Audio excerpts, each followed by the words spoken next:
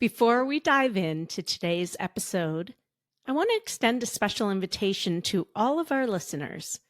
If you're considering adoption, navigating the home study process, or simply curious about your options, RG Adoption Consulting is here to guide you. Visit our website at www.rgadoptionconsulting.com/contact to schedule a complimentary chat. Our multi-agency approach is a strategic way to accelerate your adoption process without putting all your eggs in one basket. This strategy prevents you from feeling stuck with one agency, especially after a significant financial commitment. Why not consider a multi-agency approach with lower initial fees? We believe it makes a lot more sense. Plus, the support and education you receive through our services are aspects you might not expect you'll need until you're deep into the process. Reach out to us at rgadoptionconsulting.com/contact. We're here to support your adoption journey every step of the way.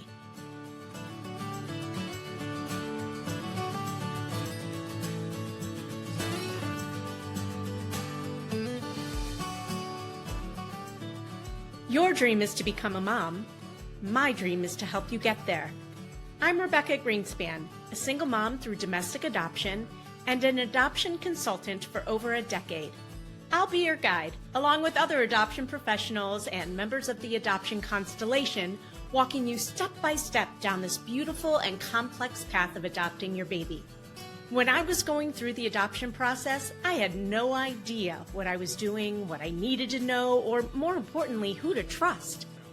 Well, after helping hundreds and hundreds of families grow through the beauty and complexity of adoption, I've learned more than a thing or two, and let me tell you, it's not always rainbows and butterflies. This isn't just another podcast sharing adoption stories, but it's for you if you're genuinely committed to diving in with an open heart, eager to learn everything there is to know about adopting a baby so that you can show up for yourself and your child in the best way possible. This podcast is for you if you're ready to put your newfound knowledge into action. Adoption isn't for the weak of heart, and it certainly isn't done when your baby gets placed in your arms. If that's what you think, I'm afraid you're living in la la land. My promise to you is to keep it real if you promise to keep digging. We'll acknowledge the hard, and we'll also celebrate the joy that is adoption. You ready? Let's do this.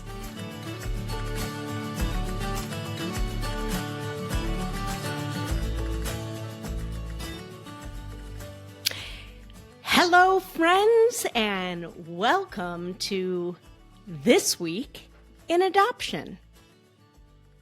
I hope everybody's doing well. I hope you've been listening to and enjoying all of the Adoption Roadmap podcast episodes that have dropped. You guys, there have been some amazing conversations, and frankly, conversations that I wasn't sure were going to be that awesome to begin with, maybe because I didn't know somebody very well, or I just wasn't sure if the topic was going to be so interesting, have been so good, if I may toot my own horn. So go back and listen. For example, I did one with Kate Shanahan a couple weeks ago, or maybe last week, building resilience and embracing diversity. I just did one with Whitney Michael about going from domestic adoption to foster care adoption and talking about the fall throughs she's experiencing and the financials of adoption. And this is really cool stuff. And I mean, not cool. Losing a lot of money is not cool. Let's face it. And it's stuff that you need to know if you're in the process or about to start the process. You get the point. Go back, watch, rate, review, because then that will, allow me to bring bigger and better guests, and, more people can listen to it. So good morning. I hope you've had a wonderful week. It is Thursday morning when I record these. So hello. Speaking of financing and the struggle of money, I do want to read some things from my community that came up about that exact topic of fundraising. So let me get into it. Okay. The post says, we are really struggling with fundraising and finding that it's something that not a lot of people talk about. We have utilized a financial coach, applied to many grants and haven't gotten any so far. Did garage sales over 2 summers to widely varied degrees of mild success. Hosted a fundraiser, 6 people attended.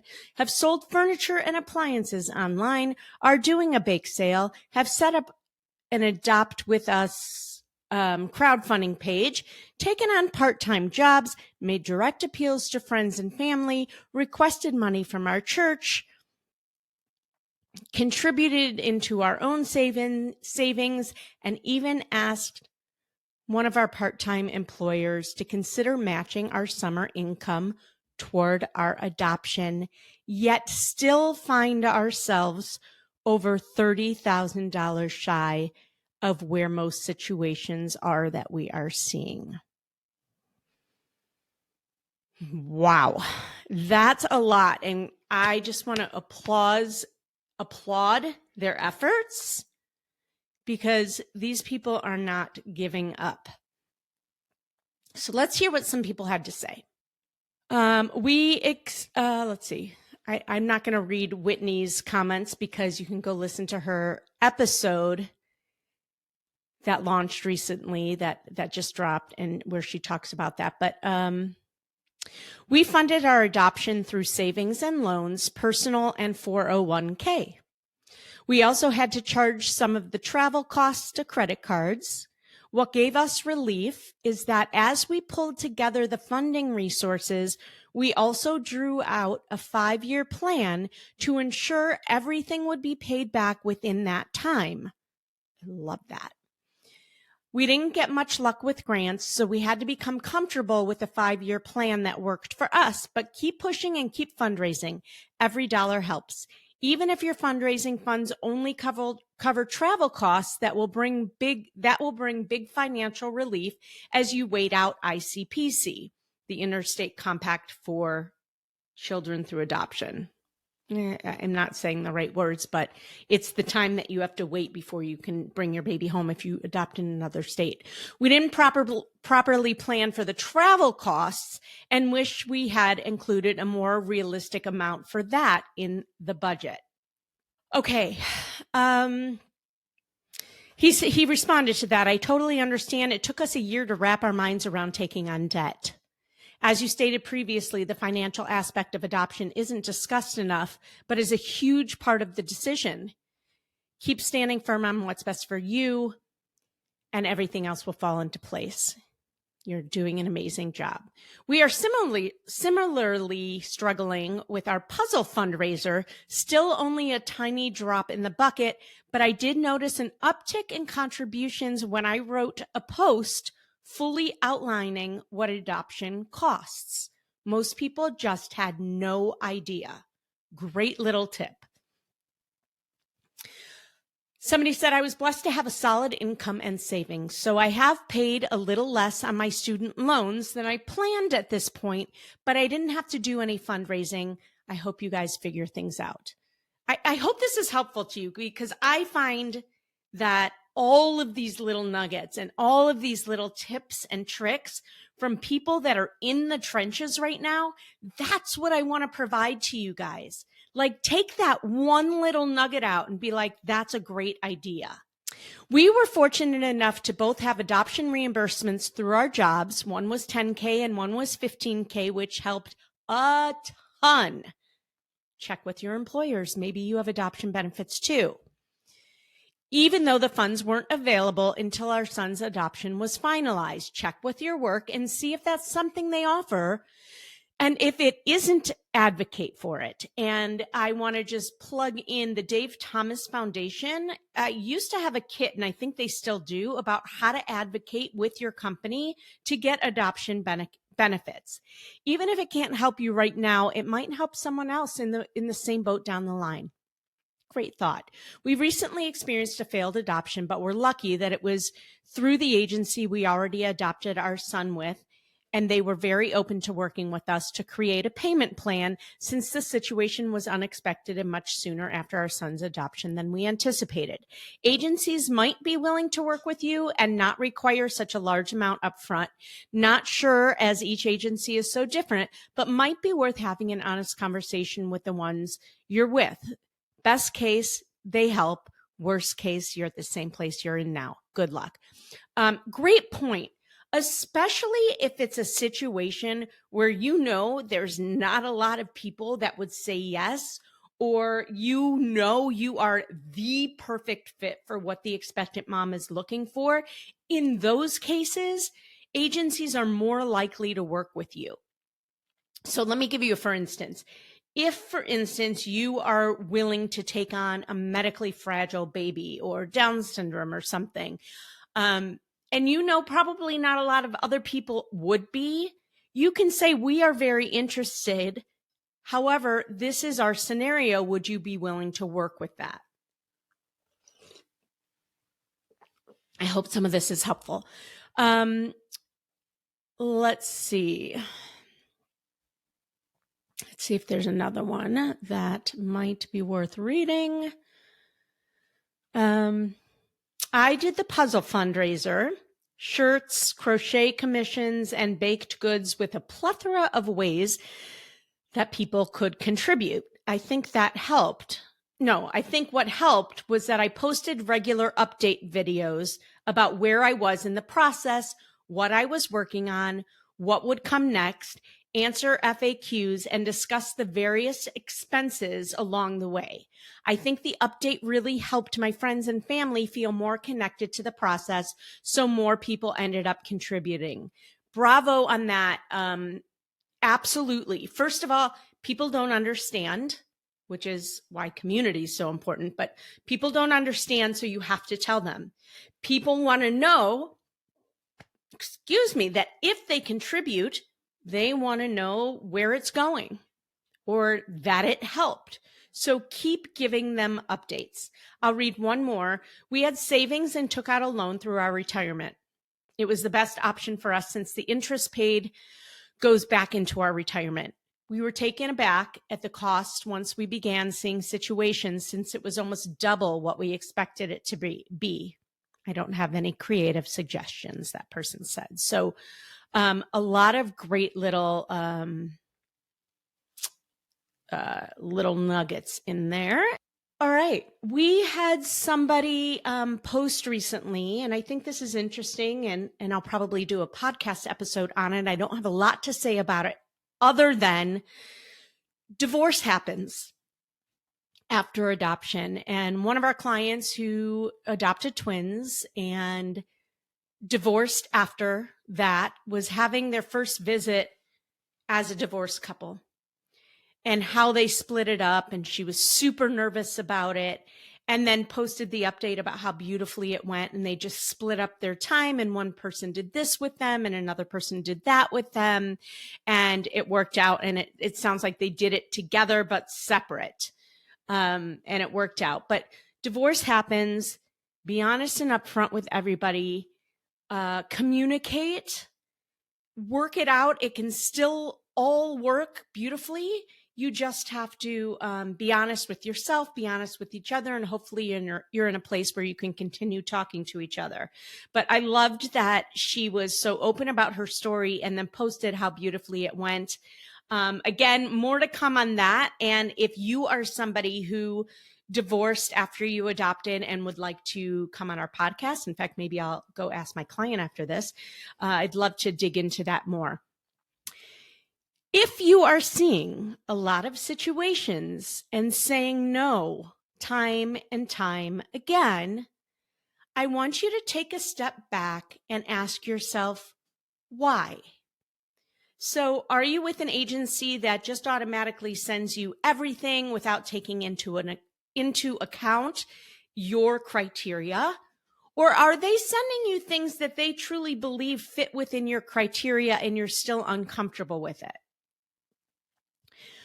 Is there anything that you need to work through? Is it truly uncomfortable for you? Or is it just fear? Like, meaning, is it truly something you don't think you can handle? Or are you just scared? And if so, I want you to look inside yourself and work through that. Number one, you don't want to be the no person at an agency. They may not continue to present you, or they may just think you're not really serious about it. So one, if you are saying no, it's okay. If it's a true no, give them reasons why. I also recommend, unless it's oh my God, I don't meet this criteria at all, like I don't even know why it was sent to me.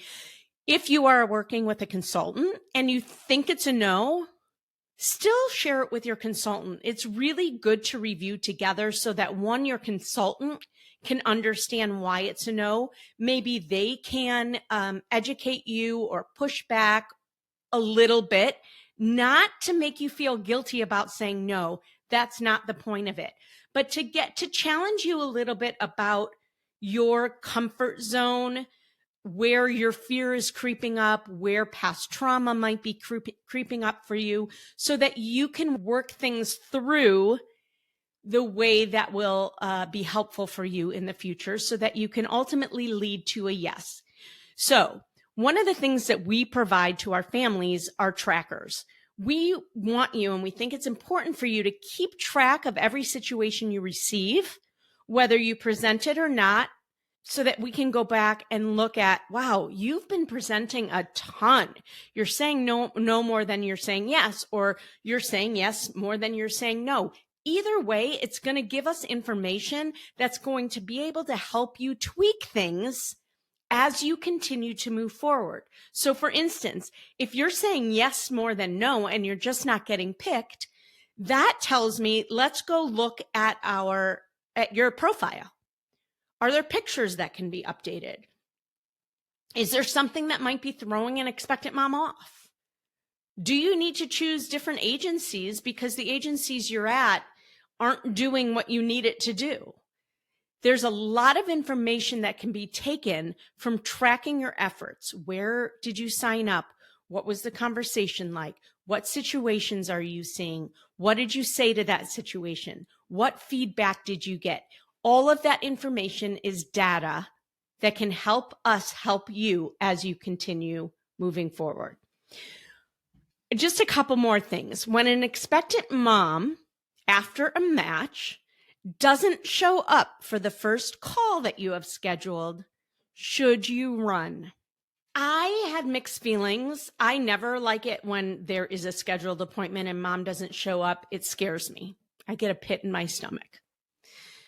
Our other consultant that is on my team, who has worked with expectant moms, birth moms for years prior to working with me, she tends to think it is very common for that first call for mom not to show up because fear really creeps in. That makes a lot of sense to me.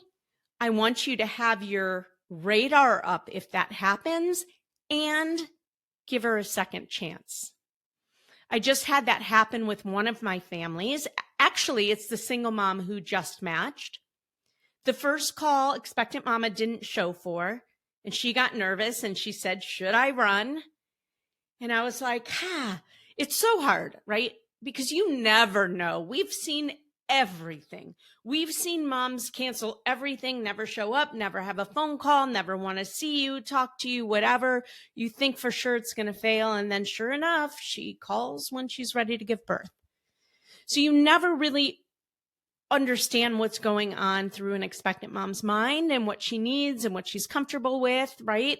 It's kind of like going back to why you continue to say no all the time. Is it fear, or is it truly something you can't do? And so she's struggling with a lot of that as well. So give a second chance and have your radar up. In this case, she did show up for the second one. They felt very comfortable with each other. You may never know why or why not she showed or didn't show, but hopefully it will work out in the end.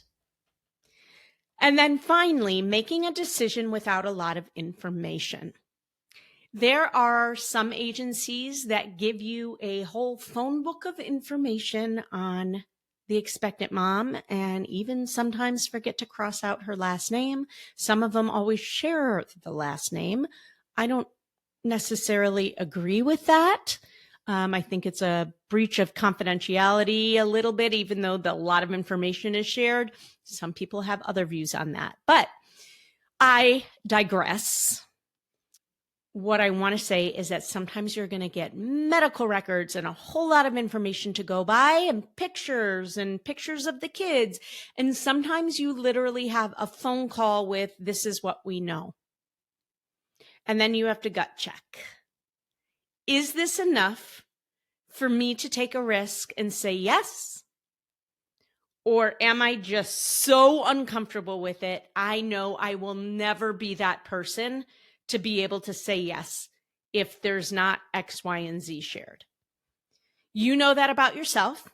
Some of it you may need to work through and just understand how adoption works.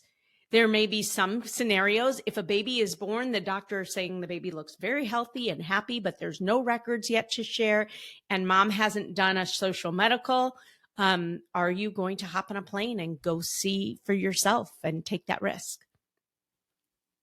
So these are some things you need to know about adoption.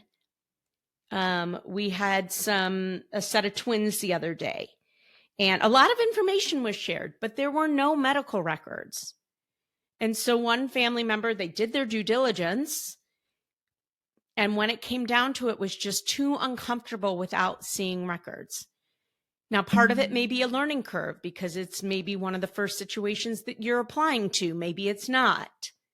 And so you don't understand that that's a very common thing in adoption. There's so much that you need to gut check yourself on and understand, is this fear? Is this something I can or can't do? Is this something I need to work through so that I can overcome it? Which is one reason why we think it's a great practice for anybody going through adoption to always hire an adoption competent therapist or adoption competent coach from the get-go while you are in that process. First of all, if you don't think you need it, you're probably wrong. Let me just say it like it is. You're probably wrong. There's so much you don't know. There's so much that you don't even realize is going on inside of you, but you need to talk it out. And there's so much that's going to come up that you don't even realize. So it's never a matter of if, it's a matter of when. You are going to want to have somebody in your back pocket to call and hop on a call with and talk through whatever you're going through, which is one of the reasons at RG Adoption Consulting, we have monthly in-house circle of support calls with an adoption competent therapist. We think that's really important, if nothing else, because I know 95% of our families are not going to go hire a therapist that we recommend to them because they don't think they need it. So if that's the case, at least let me bring it to you. Show up to understand why you might need it.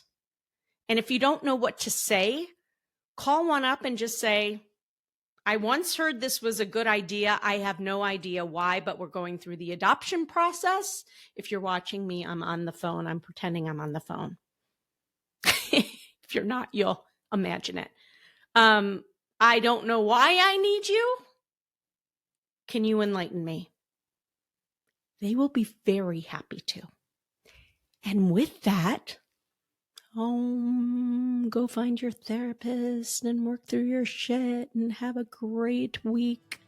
Tune in next week for another episode of This Week in Adoption. Toodaloo. Bye.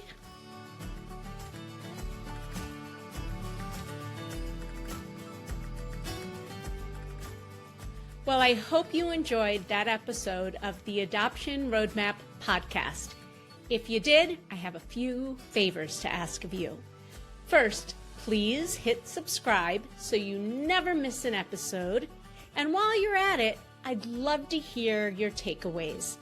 Please write a review and let me know what you liked. And if you have a question or a suggestion on what you'd like to hear, I'd love to hear that too. Please shoot me an email at support@rgadoptionconsulting.com and let me know what you'd like to hear about. And if you have a question, I may just answer it online. Thanks again for listening. Tune in every Wednesday and Friday morning for a brand new episode of the Adoption Roadmap podcast. Until next time, bye-bye.